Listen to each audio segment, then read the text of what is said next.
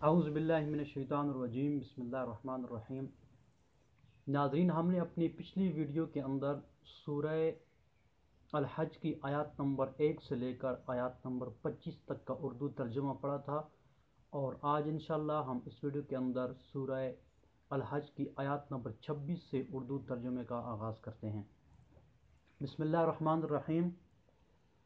اور ایک وقت تھا جب ہم نے ابراہیم کے لیے خانہ کعبہ کو مقام مقرر کیا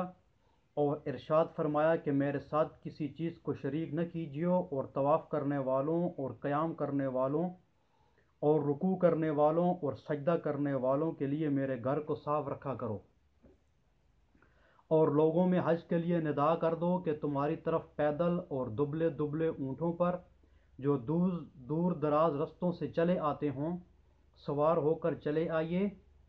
تاکہ اپنے فائدے کے کاموں کے لیے حاضر ہوں، اور قربانی کے لیے ایام معلوم میں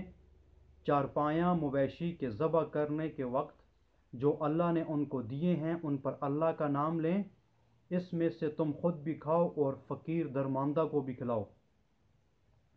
پھر چاہیے کہ لوگ اپنا میل کچیل دور کریں اور نظریں پوری کریں اور خانہ قدیم یعنی بیت اللہ کا طواف کریں۔ یہ ہمارا حکم ہے، اور جو شخص ادب کی چیزوں کی جو اللہ نے مقرر کی ہیں عظمت رکھے گا تو یہ پروردگار کے نزدیک اس کے حق میں بہتر ہے۔ اور تمہارے لیے مویشی حلال کر دیے گئے ہیں سوا ان کے جو تمہیں پڑھ کر سنائے جاتے ہیں، تو بتوں کی پلیدی سے بچو اور جھوٹی بات سے اجتناب کرو۔ صرف ایک اللہ کے ہو کر اور اس کے ساتھ شریک نہ ٹھہرا کر،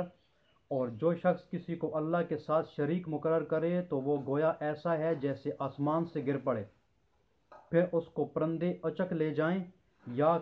ہوا کسی دور دراز جگہ اڑا کر پھینک دے۔ یہ ہمارا حکم ہے، اور جو شخص ادب کی چیزوں کی جو اللہ نے مقرر کی ہیں عظمت رکھے تو یہ فعل دلوں کی پرہیزگاری میں سے ہے۔ ان میں ایک وقت مقرر تک تمہارے لیے فائدے ہیں، پھر ان کو خانہ قدیم یعنی بیت اللہ تک پہنچانا اور ذبح ہونا ہے، اور ہم نے ہر امت کے لیے قربانی کا طریق مقرر کر دیا ہے تاکہ وہ مویشی چارپائے اللہ نے ان کو دیے ہیں ان کے ذبح کرنے کے وقت ان پر اللہ کا نام لیں۔ سو تمہارا معبود ایک ہی ہے، تو اسی کے فرما بردار ہو جاؤ اور عاجزی کرنے والوں کو خوشخبری سنا دو۔ یہ وہ لوگ ہیں کہ جب اللہ کا نام لیا جاتا ہے تو ان کے دل ڈر جاتے ہیں، اور جب ان پر مصیبت پڑتی ہے تو صبر کرتے ہیں اور نماز آداب سے پڑھتے ہیں، اور جو مال ہم نے ان کو عطا فرمایا ہے اس میں سے نیک کاموں میں خرچ کرتے ہیں۔ اور قربانی کے اونٹوں کو بھی ہم نے تمہارے لیے شعائر اللہ مقرر کیا، ان میں تمہارے لیے فائدے ہیں، تو قربانی کرنے کے وقت قطار باندھ کر ان پر اللہ کا نام لو۔ جب پہلو کے بل گر پڑیں تو ان میں سے کھاؤ، اور قنات سے بیٹھ رہنے والوں اور سوال کرنے والوں کو بھی کھلاؤ۔ اس طرح ہم نے ان کو تمہارے زیر فرمان کر دیا تاکہ تم شکر کرو۔ اللہ تک نہ ان کا گوشت پہنچتا ہے اور نہ خون، بلکہ اس تک تمہاری پرہیزگاری پہنچتی ہے۔ اسی طرح اللہ نے ان کو تمہارا مسخر کر دیا ہے تاکہ اس بات کے بدلے کہ اس نے تم کو ہدایت بخشی ہے اسے بزرگی سے یاد کرو، اور اے پیغمبر صلی اللہ علیہ وسلم نیکوکاروں کو خوشخبری سنا دو۔ اللہ تو مومنوں سے ان کے دشمنوں کو ہٹاتا رہتا ہے، بے شک اللہ کسی خیانت کرنے والے اور کفران نعمت کرنے والے کو دوست نہیں رکھتا۔ جن مسلمانوں سے خواہ مخواہ لڑائی کی جاتی ہے ان کو اجازت ہے کہ وہ بھی لڑیں، کیونکہ ان پر ظلم ہو رہا ہے، اور اللہ ان کی مدد کرے گا، وہ یقیناً ان کی مدد پر قادر ہے۔ یہ وہ لوگ ہیں کہ اپنے گھروں سے ناحق نکال دیے گئے، انہوں نے کچھ قصور نہیں کیا، ہاں یہ کہتے ہیں کہ ہمارا پروردگار اللہ ہے، اور اگر اللہ لوگوں کو ایک دوسرے سے نہ ہٹاتا رہتا تو راہبوں کے صومعے اور عیسائیوں کے گرجے اور یہودیوں کی عبادت خانے اور مسلمانوں کی مسجدیں جن پر اللہ کا بہت سا ذکر کیا جاتا ہے گرائی جا چکی ہوتی۔ اور جو شخص اللہ کی مدد کرتا ہے اللہ اس کی ضرور مدد کرتا ہے، بے شک اللہ توانا اور غالب ہے۔ یہ وہ لوگ ہیں کہ اگر ہم ان کو ملک میں دسترس دیں تو نمازیں پڑھیں اور زکوٰۃ ادا کریں اور نیک کام کرنے کا حکم دیں اور برے کاموں سے منع کریں، اور سب کاموں کا انجام اللہ ہی کے اختیار میں ہے۔ اور اگر یہ لوگ تم کو جھٹلاتے ہیں تو ان سے پہلے نوح کی قوم اور عاد اور سمود بھی اپنے پیغمبروں کو جھٹلا چکے ہیں، اور قوم ابراہیم اور قوم لوط بھی، اور مدین کے رہنے والے بھی اور موسیٰ بھی تو جھٹلائے جا چکے ہیں،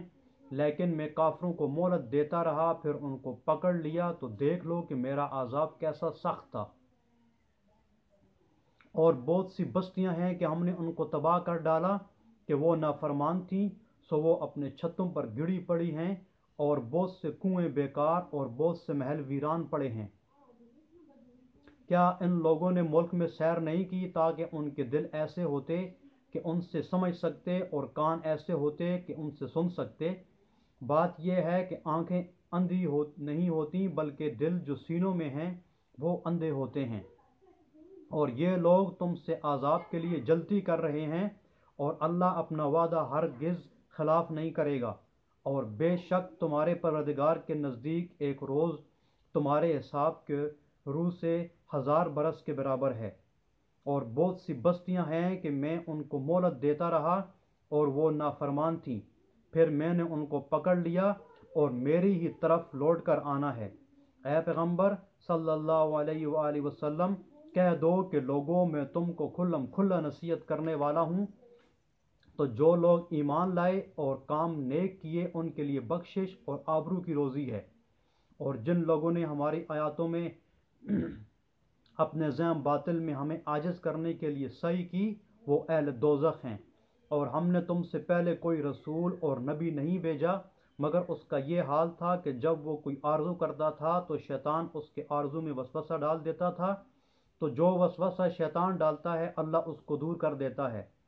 پھر اللہ اپنی آیاتوں کو مضبوط کر دیتا ہے، اور اللہ علم والا اور حکمت والا ہے۔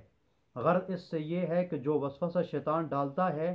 اس کو ان لوگوں کے لیے جن کے دلوں میں بیماری ہے اور جن کے دل سخت ہیں ذریعہ آزمائش ٹھہرائے۔ بے شک ظالم پرلے درجے کے مخالفت میں ہیں۔ اور یہ بھی غرض ہے کہ جن لوگوں کو علم عطا ہوا ہے وہ جان لیں کہ وہ یعنی وہی تمہارے پروردگار کی طرف سے تو حق ہے، تو وہ اس پر ایمان لائیں اور ان کے دل اللہ کے آگے عاجزی کریں۔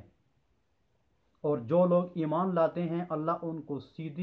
سیدھے رستے کی طرف ہدایت کرتا ہے، اور کافر لوگ ہمیشہ اس میں شک میں رہیں گے یہاں تک کہ قیامت ان پر ناگہاں آ جائے یا ایک نامبارک دن کا عذاب ان پر واقع ہو جائے۔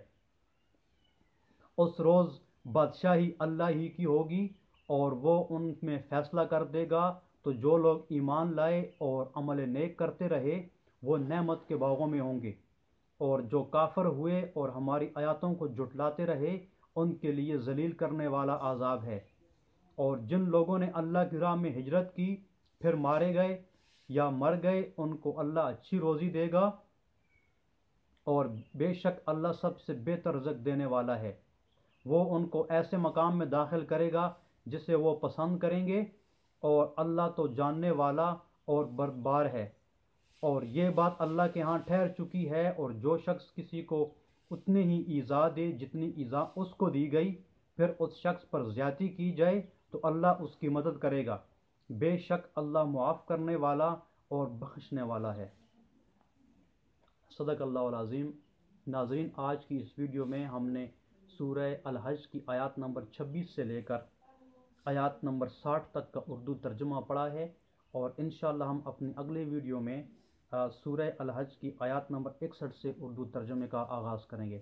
اللہ تعالی ہمیں قرآن پاک پڑھنے، سمجھنے اور اس پر عمل کرنے کی توفیق نصیب عطا فرمائے۔ السلام علیکم ورحمۃ اللہ وبرکاتہ۔